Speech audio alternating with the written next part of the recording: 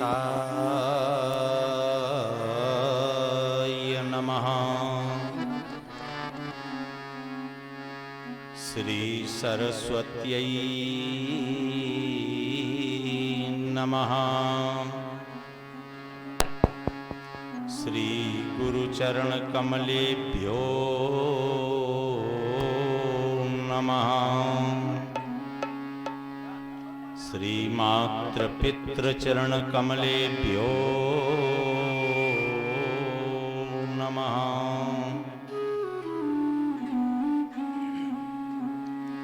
विघ्नेश्वराय वरदाय सुरप्रियाय लंबोदराय सकलाय जगद्दिताय नागाननाय श्रुतियज्ञविभूषिताय गौरीसुताय गणनाथ नमो नमस्ते। रामाय रामभद्राय रामचंद्राय वेदसे रघुनाथाय नाथाय श्री सीताया पतये नमः। वसुदेवसुतं देवं कंसचाणूरमर्दनं देवकी परमानन्दं कृष्णं वन्दे जगद्गुरुं।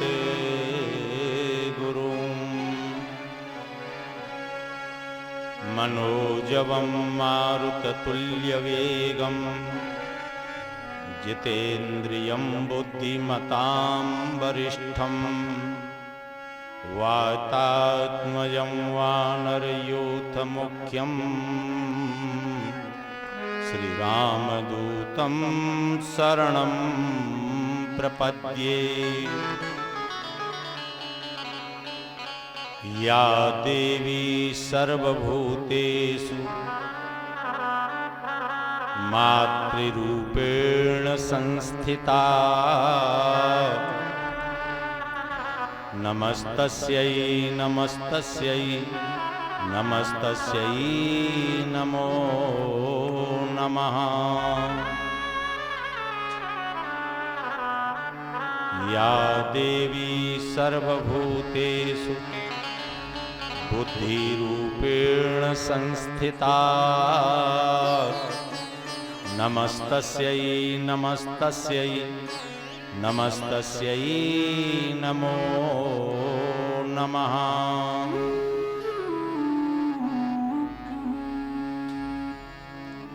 ध्येयं सदा परिभवग्नमभीष्टदोहम्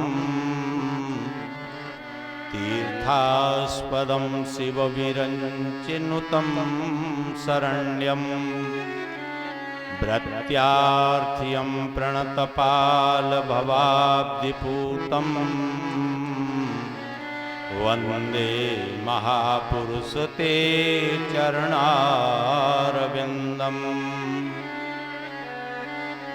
श्री सीतानाथ समारंभां रामानन्दार्य मध्यमाम् अस्मदाचार्य पर्यन्तां वन्दे गुरुपरम्परां वन्दे गुरुपरम्परां वन्दे गुरुपरम्परां।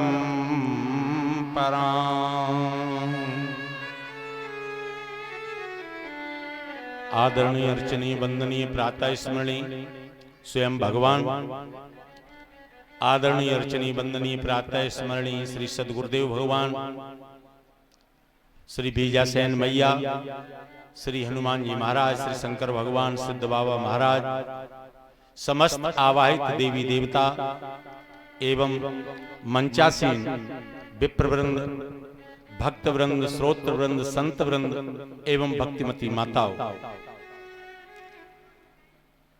पुष्प रूपी लहलाती हुई वाटिका के पुष्प रूपी बालक एवं बालिकाएं, बड़े सौभाग्य का दिवस है। नवरात्रि के उपलक्ष्य में हम और आप चतुर्थ दिवस में प्रवेश करने जा रहे हैं। जो 9 कन्याओं का पूजन चल रहा है, इनमें आज चतुर्थ दिवस की कूष्मांडा देवी की पूजा की गई। अभी प्रथम शैलपुत्री, द्वितीय ब्रह्मचारिणी, तृतीयम चंद्र घंटेति कूष्मांडेत चतुर्थकम, ये कूष्मांडा देवी की आज पूजा हुई। इसके बाद देवी के कई चरित्र हैं, आपको ये भी बतलाएंगे कि इन देवियों की पूजा से क्या फल मिलता है। देवी भागवत में लिखा है कि जो भी भक्त इस प्रकार 9 दिन कन्याओं का जो पूजन करता है, जो भी उसके मन में अभिलाषा होती है, वह 1 वर्ष के अंदर मां जगत जननी उस अभिलाषा को पूर्ण कर देती हैं। ये नवदुर्गा का विधान है।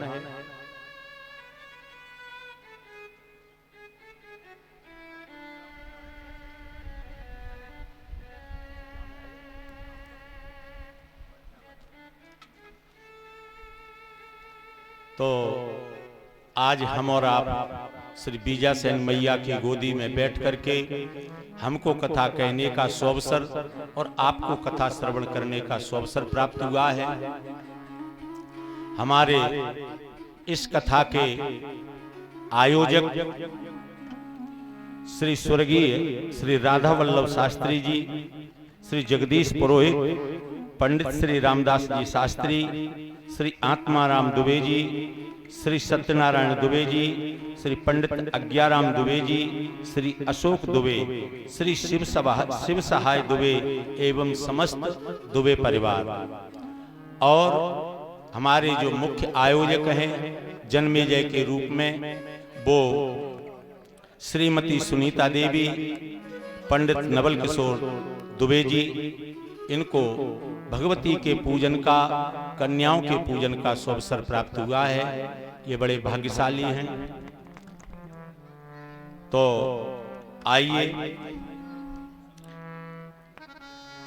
इनके जो परिवारीगण हैं, उनमें श्री प्रेम नारायण दुबे, नवल पंडित जी, श्री योगेश दुबे, दिल्ली एसआई पुलिस राकेश सिंह भदौरिया, इनके सहयोगी युद्ध घायल फौजी गणेश राम त्रिपाठी, राजेंद्र दुबे, दीपक त्रिपाठी, नीरज तिवारी, मनीष दुबे, जितेंद्र दुबे, ज्योति दुबे, दीपक दुबे, ध्रुव दुबे, सनवी दुबे, ताक्षी दुबे, डुग्गू त्रिपाठी, नव्या तिवारी, ये इनके परिवारीगण सहयोगीगण। ये विशाल आयोजन, और ये भी सबको देखना है। आयोजन तो एक प्रमुख एक ही होता है, लेकिन ये कार्य है मैया का, सभी का कार्य है, सभी इसको देख रहे हैं, सभी संभाल रहे हैं।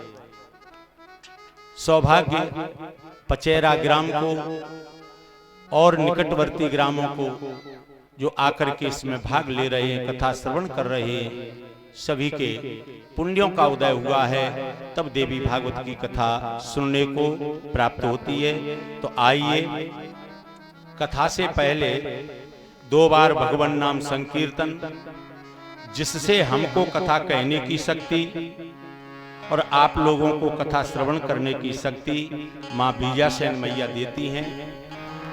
और ये संपुट भी कहा जाता है। पहले भगवान का नाम ले लिया जाए और कथा के उपरांत में नाम ले लिया जाए, तो पूरी कथा संपुट के अंदर हृदयांगम हो जाती है।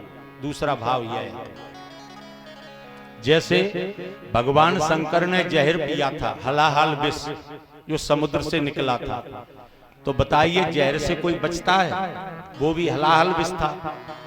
लेकिन अब शंकर भगवान के पास देवता जहर लेकर के पहुंचे, तो भगवान शंकर ने कहा कि जहर तो पीना है, लेकिन क्या करें? तो उन्होंने आंख बंद की और रा शब्द बोला, रा, और जहर को पी करके और मां बोल दिया, यानी राम नाम के अंदर जहर को कर लिया।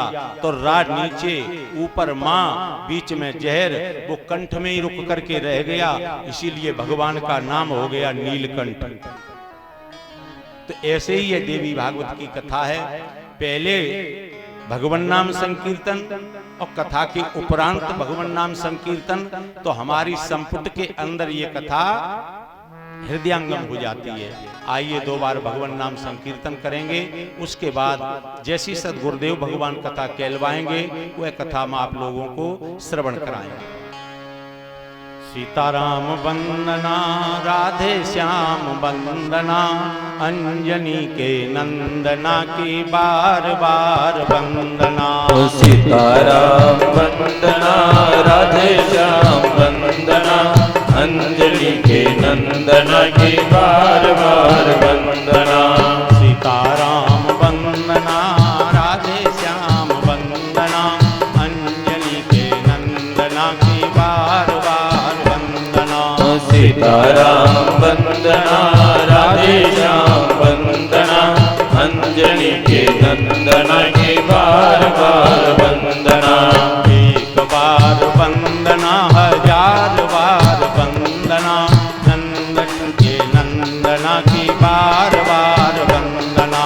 एक बार वंदना, हजार बार वंदना, अंजलि के नंदना की बार बार वंदना।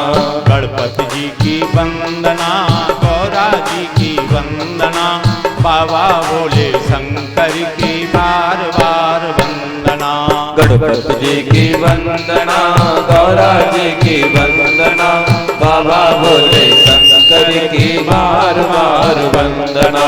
गणपति जी की वंदना, गौरा जी की वंदना, बाबा भोले शंकर की बार बार वंदना। गणपति जी की वंदना, गौरा जी की वंदना, बाबा भोले शंकर की बार बार वंदना। दुर्गा जी की वंदना, काली जी की वंदना, बीजासेन मैया की बार बार वंदना। दुर्गा जी की वंदना, काली जी की वंदना, बीजासेन मैया की बार बार वंदना। दुर्गा जी की वंदना, काली जी की वंदना, शेरा वाली मैया की बार बार वंदना। दुर्गा जी की वंदना, काली जी की वंदना, मैया शेरा वाली की बार बार वंदना। सीताराम वंदना, राधे श्याम वंदना, अंजलि के नंदना की बार बार वंदना। सीताराम वंदना, राधे श्याम वंदना, अंजलि के नंदना की बार बार वंदना। गणपति जी की वंदना, गौरा जी की वंदना, बाबा भोले शंकर की बार बार वंदना। गणपति जी की वंदना, गौरा जी की वंदना, बाबा भोले शंकर की बार बार वंदना। दुर्गा जी की वंदना, काली जी की वंदना, बीजासेन मैया की बार बार वंदना। दुर्गा जी की वंदना, काली जी की वंदना, बीजासेन मैया की बार बार वंदना। बीजासेन मैया की बार बार वंदना। बीजासेन मैया की बार बार वंदना। बीजासेन मैया की बार बार वंदना। बीजासेन मैया की बार बार वंदना। बीजासेन मैया की बार बार वंदना। बीजासेन मैया की बार बार वंदना। बोलो श्रीमद् देवी भागवत पुराण की जय। श्री व्यास जी महाराज की जय। श्री सुखदेव जी महाराज की जय। श्री परीक्षित जी महाराज की जय। श्री जन्मेजय महाराज की जय। श्री बीजासेन मैया की जय। श्री हनुमान जी महाराज की जय। श्री शंकर भगवान की जय। सिद्ध बाबा महाराज की जय। मोहनदास जी महाराज की जय। समस्त संत समाज की जय हो। समस्त भक्त समाज की जय। अपने अपने गुरुदेव भगवान की जय। अपने अपने माता पिता की जय। बोलो वृंदावन बिहारी लाल की जय। जय जय श्री राधे श्याम।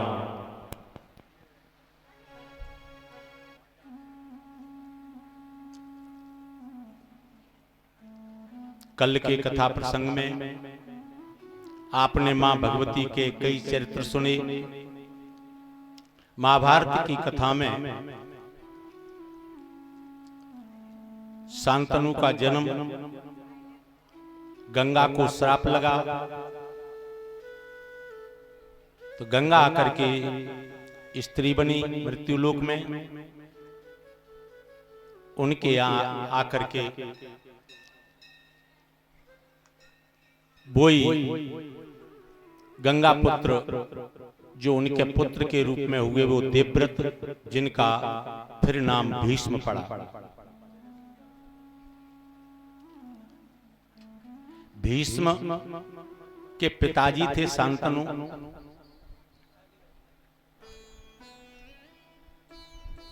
तो शांतनु महाराज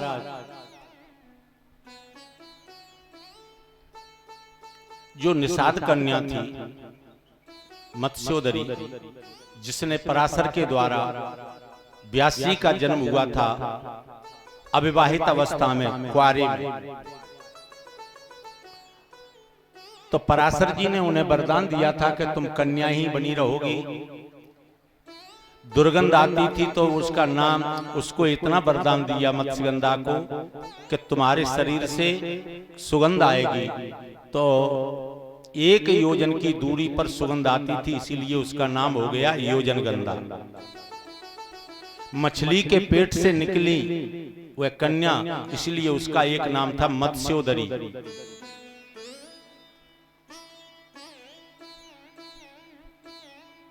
जब व्यासी का जन्म हो चुका, महाराज शांतनु जब गए चित्रांगद विचित्रवीर के बाद, जब उनके कोई वो नहीं हुआ तो उन्होंने सोचा कि दूसरा विवाह कर ले। किसके साथ? निषाद कन्या के साथ। तो निषाद ने बड़ा सत्कार किया, आइए आइए महाराज, आप हमारे घर आए, हमको ही बुला लेते। शांतनु ने कहा हम आपके यहाँ आए हैं, आप अपनी कन्या का कन्यादान हमारे लिए कर।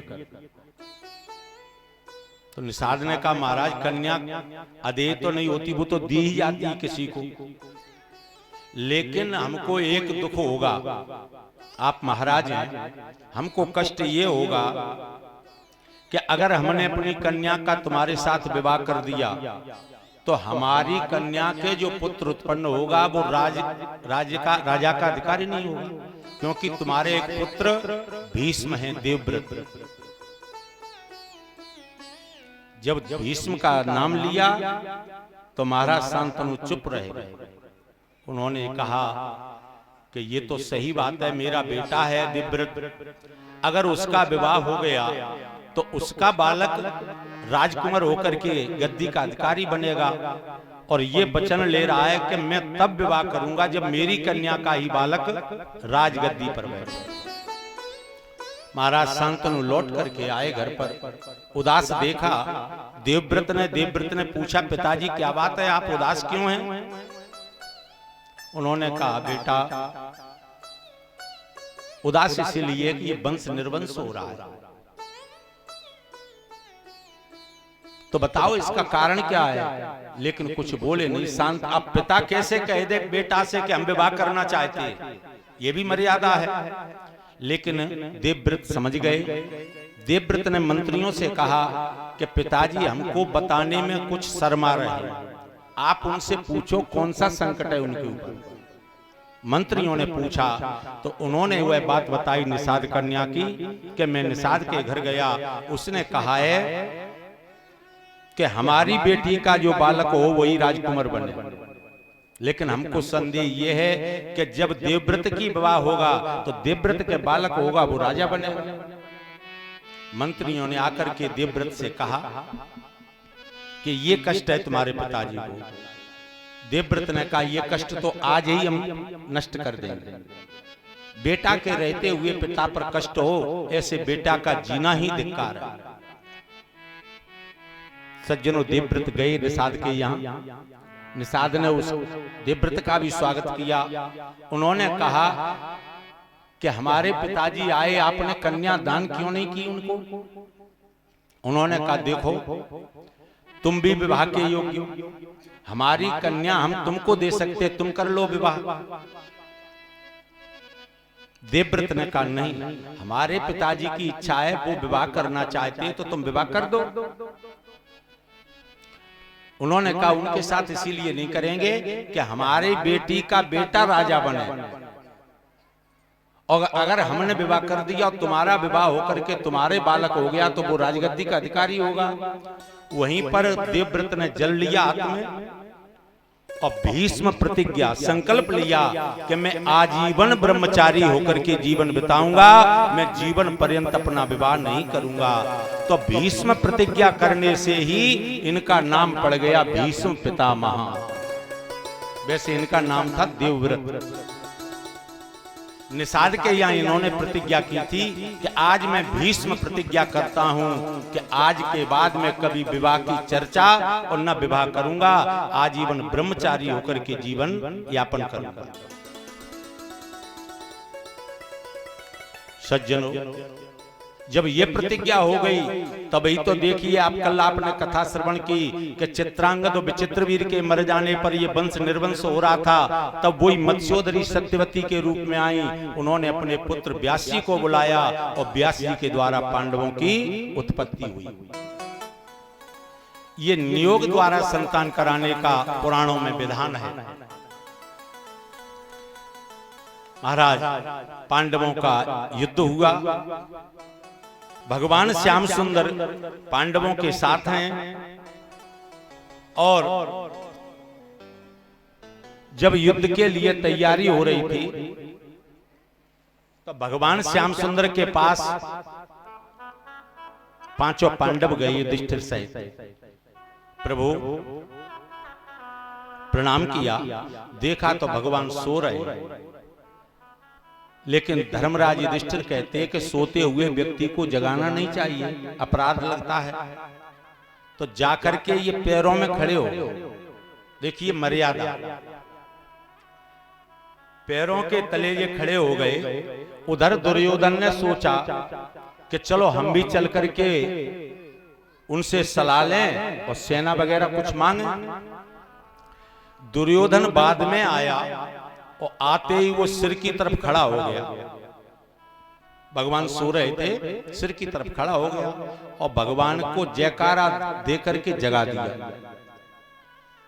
अब आप सोचिए, जैसे ही भगवान लेटे थे और जब जागेंगे तो दृष्टि कहां जाएगी? सामने, जो पैरों के तले खड़ा है। तो जैसे ही देखा तो भगवान कहते कहिए युधिष्ठिर जी कैसे आए? तो उन्होंने प्रणाम करके कहा कि महाभारत का कल से युद्ध प्रारंभ हो रहा है, तो मुझे सहायता करो। उन्होंने कहा क्या चाहिए तुमको? एक तरफ तो मैं रहूंगा और उस युद्ध में मैं हथियार नहीं हाथ में कहूंगा, ये मेरी प्रतिज्ञा रहेगी, और एक तरफ मेरी पूरी सेना रहेगी। युधिष्ठिर इतनी सुन रहे थे, तब तक दुर्योधन आया। दुर्योधन ने कहा महाराज हम बहुत पहले के खड़े हैं, पहले वरदान हमको दो। तो बताओ तुम ले लो, क्या चाहते हो? कि हमें आप नहीं चाहिए, हमें तो आपकी अक्षौणी सेना चाहिए। अरे अकेले को लेकर के हम क्या करेंगे? तुम्हारी इतनी सेना जब हमारे साथ रहेगी तो हम तो युद्ध से विजय प्राप्त कर ही लेंगे।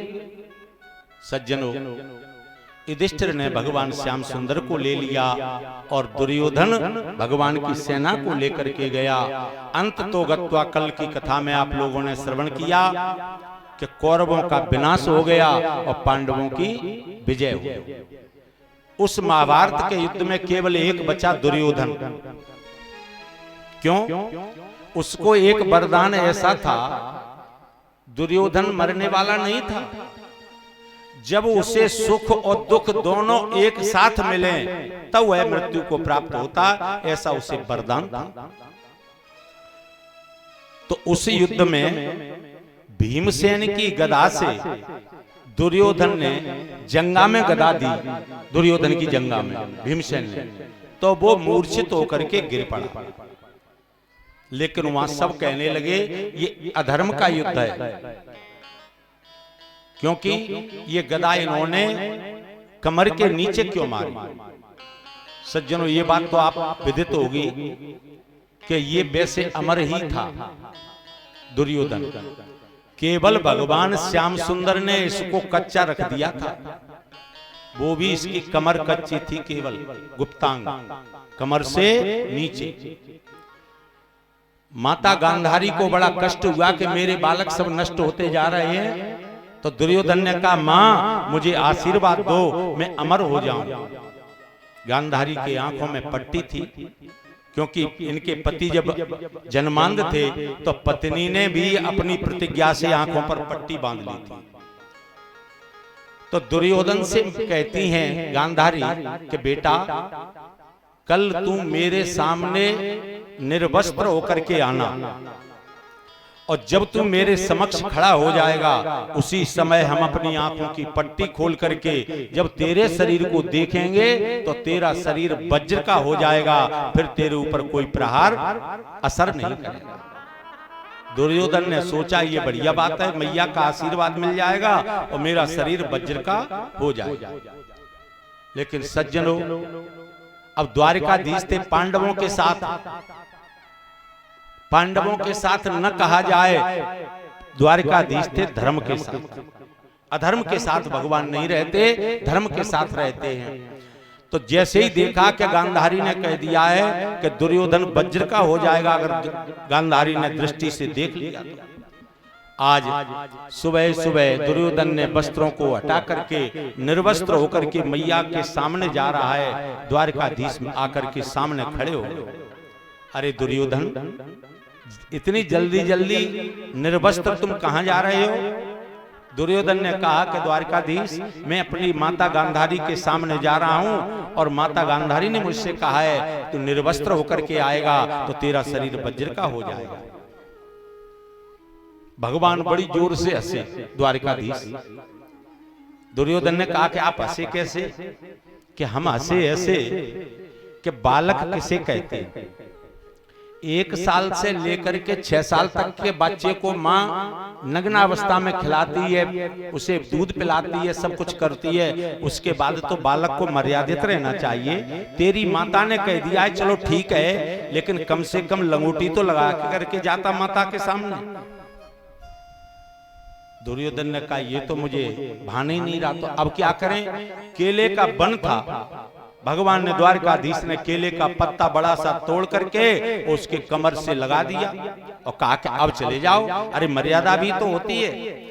जैसे ही वह वहां पहुंचा और मैया से कहा मां मैं आ गया, मैया गांधारी ने पट्टी खोली, सारा शरीर वज्र का हो गया, लेकिन उसके कमर के हिस्सा इतना कच्चा रह गया। गांधारी ने कहा बेटा ये तुमने क्या कर दिया? ये तुम केले के पत्ते की लंगोटी लगा करके क्यों आए? ये इतना शरीर तेरा कच्चा रह गया। दुर्योधन कहता है ये तो द्वारिकाधीश ने मुझसे कहा। गांधारी कहती है वो छलिया छल कर गया तुम्हारे साथ, इसीलिए इस बात को भीमसेन जानते थे। उस युद्ध में वही गदा लेकर के भीमसेन ने इसकी जंगा पर दे दी तो मूर्छित होकर के गिर पड़ा, लेकिन ये मरा नहीं। आज वह बैठा है, करा रहा है।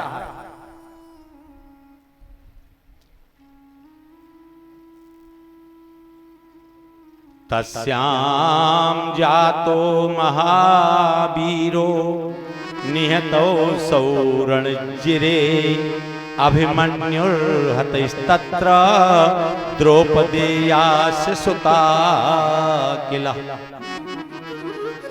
भीमसेन को क्रोध क्यों आया कि इनका एक पुत्र था अभिमन्यु। उस महाभारत के युद्ध में चक्रव्यूह की लड़ाई में अभिमन्यु को धोखे से मारा, तो भीमसेन ने भी वह गदा इनके कमर में मारा। इसके लिए कहा गया कि ये अनुचित युद्ध किया है। भगवान द्वारकाधीश से पूछा जाए ये न्याय का युद्ध है कि अन्याय का? अब द्वारकाधीश तो धर्म के साथ थे। द्वारकाधीश ने कहा देखो इसमें भीमसेन का अन्याय नहीं है। क्यों?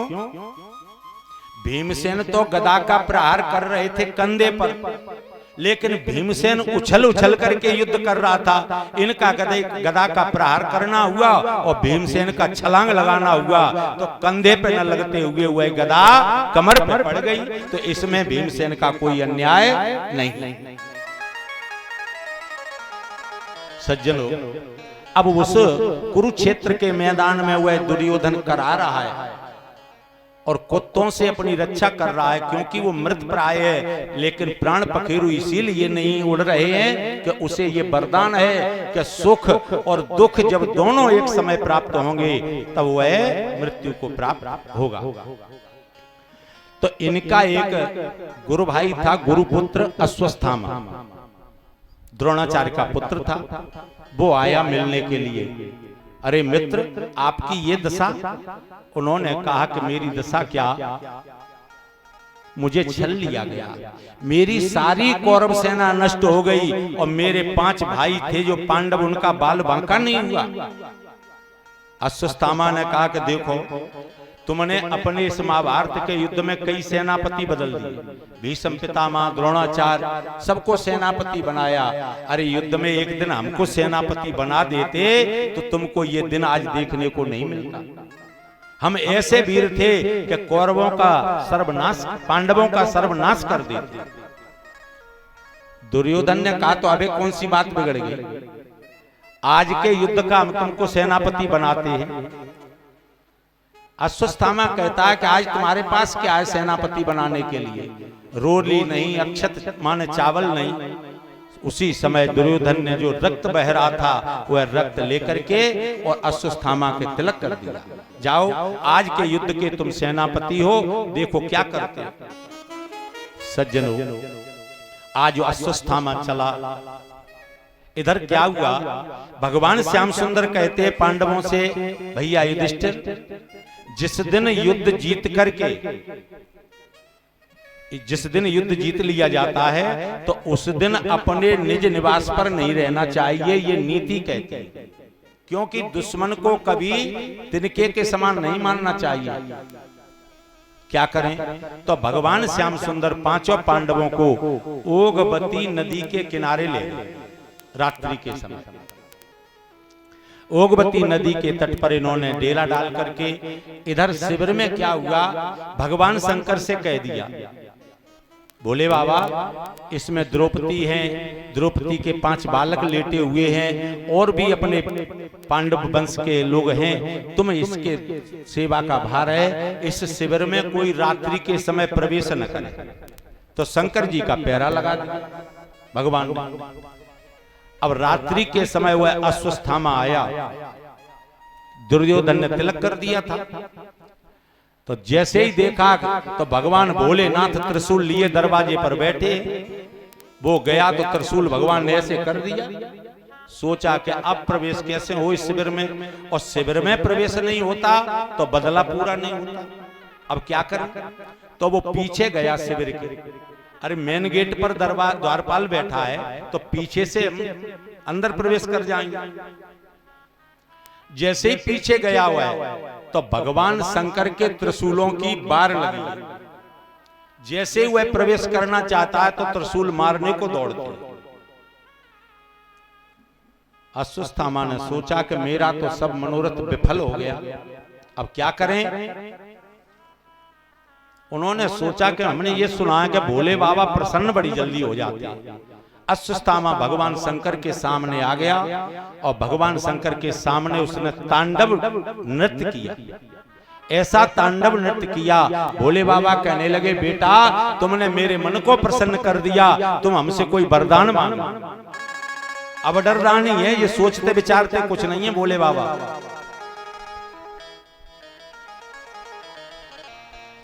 तो अश्वस्थामा कहता है मुझे कुछ नहीं चाहिए, अगर आप देना चाहते हो इतना वरदान दे दो कि हम शिविर में प्रवेश कर जाए।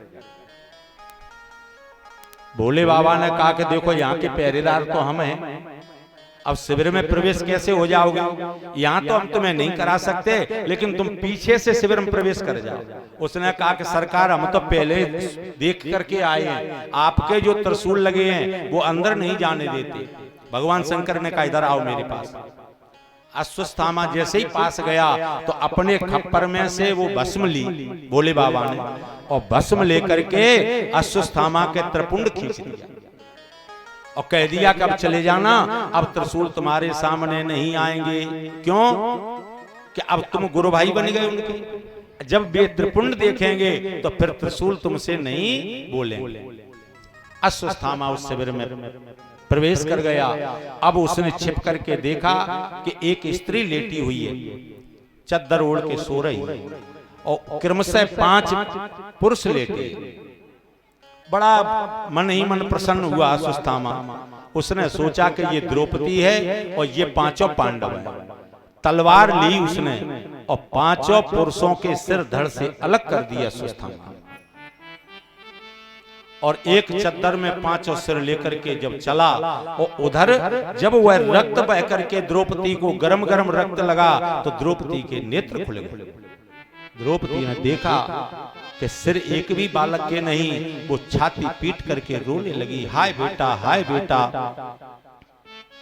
और इधर वह अश्वत्थामा प्रसन्न चित्त होकर के उस मैदान में गया जहां दुर्योधन करा रहा था, रो रहा था।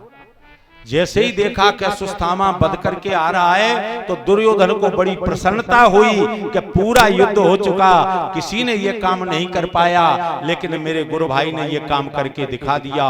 बड़ा प्रसन्न हुआ और गुस्सा में आकर के कहता है, हे मित्र, तुम इसमें से भीमसेन का सिर मुझे दो, क्योंकि ये गदा भीमसेन ने दी है। तो भीमसेन के पुत्र का सिर भी बड़ा था, वही सिर दे दिया। और जैसे ही दुर्योधन ने ताकत लगा करके सिर को फोड़ना चाहा, वो पापर की तरह टूट गया। एकदम दुर्योधन को होश आया, अरे ब्राह्मण अधम, तूने तो ये सर्वनाश कर दिया। ये भीमसेन का सिर नहीं था, ये तो भीमसेन के पुत्र, तूने पांडवों के 5 बालकों का सर्वनाश कर दिया। मेरा तो वंश निर्वंश हो गया, लेकिन तूने पांडवों का भी वंश निर्वंश कर दिया। तो पहले सुख हुआ और फिर उसे दुख हुआ। उसी समय प्राण पखेरु दुर्योधन के उड़ गए, मृत्यु को प्राप्त हो गया दुर्योधन। सज्जनों, लेकिन जो अभिमन्यु चक्रव्यूह में मारा गया, उसकी पत्नी थी उत्तरा, वो गर्भवती थी। आज जैसे ही योगवती तट से भगवान द्वारिकाधीश 5 पांडवों को लेकर के आए तो द्रौपदी रुदन कर रही। अर्जुन ने कहा क्या बात है? जैसे ही देखा तो 5 बेटों के सिर नहीं और रक्त बह रहा है शिविर में। अर्जुन ने प्रतिज्ञा की कि हे देवी, रो मत, आज का सूर्यास्त जब होगा उस आताताई का मैं यहाँ पर आकर के मृत्यु दंड दूंगा और तुम उसकी लाश पर बैठ करके स्नान करना। जिसने मेरे बालकों का वध किया है वो हमसे जीवित नहीं बचेगा, प्रतिज्ञा कर। और भगवान श्याम सुंदर से कहते हैं, प्रभु रथ को लेकर के चलो जल्दी, हमसे कहां जाएगा भाग दौड़ करके। भगवान द्वारकाधीश रथ तैयार करके भगवान रथ को आंकते हैं। अर्जुन उस रथ में बैठ करके गए। अश्वत्थामा ने जैसे ही देखा कि रथ आ रहा है तो बहुत दौड़ने लगा अश्वत्थामा। अरे जब तक क्षमता रही तब तक दौड़ा और तब तक तो जाकर के अर्जुन ने उसका गला पकड़ लिया। और गला पकड़ करके अगर अर्जुन मारना चाहते थे तो वहीं मार देते, लेकिन मारा नहीं उसको। उसे रस्सी से लेकर उसके गले में रस्सी डाली। पशुवत पास बद्धा, जैसे किसान किसी पशु के गले में रस्सी बांध देता है और बैलगाड़ी के पीछे तीसरे पशु को रस्सी से बांध लेता है, पशुवत पास बद्धा, ऐसे ही भगवान ने रथ की डोरी पकड़े हुए हैं और अर्जुन ने उस अश्वत्थामा के रस्सी डाल करके उस रथ से बांधा और कहा कि श्याम सुंदर रथ को दौड़ाओ। उस शिविर की ओर श्याम सुंदर रथ लेकर के आ रहे हैं। क्षमता रही तब तक वह चला, फिर तो वो घसीटता हुआ शिविर तक पहुंचा, अधमरा हो गया। धन्य है वो छत्राणी द्रौपदी, जिसके एक बालक की मृत्यु हो जाए वह माता का हृदय फट जाता है। और द्रौपदी के 5 पुत्र थे, 5 नष्ट हो गए। लेकिन अश्वत्थामा को देखा तो द्रौपदी कहती है, अरे स्वामी इसे छोड़ दो, छोड़ दो। अर्जुन ने कहा क्यों छोड़ दें, इसने मेरे 5 बालकों का वध किया है। द्रौपदी कहती है, स्वामी मेरे 5 बालक नष्ट हो गए, ये पीड़ा मुझे पता है। माता को कितना कष्ट होता है बालकों का, ये मैं झेल रही हूं। और मेरी गुरु माता के अकेला इकलौता यही बेटा है। जब इसका वध हो जाएगा तो गुरु माता क्या करेंगे। युधिष्ठिर ने कहा कि अर्जुन द्रौपदी सही कह रही है, छोड़ दो, ये गुरु का पुत्र है, ये गुरु के ही रूप में है, गुरुभाई है, इसका वध मत करो, दूसरे ब्राह्मण है। भीमसेन ने कहा इसे मत छोड़ना। अर्जुन कहते हैं कि अगर हम छोड़ देंगे तो हमने प्रतिज्ञा की है, उस प्रतिज्ञा का क्या होगा। आपस में विवाद होने लगा। अब भाई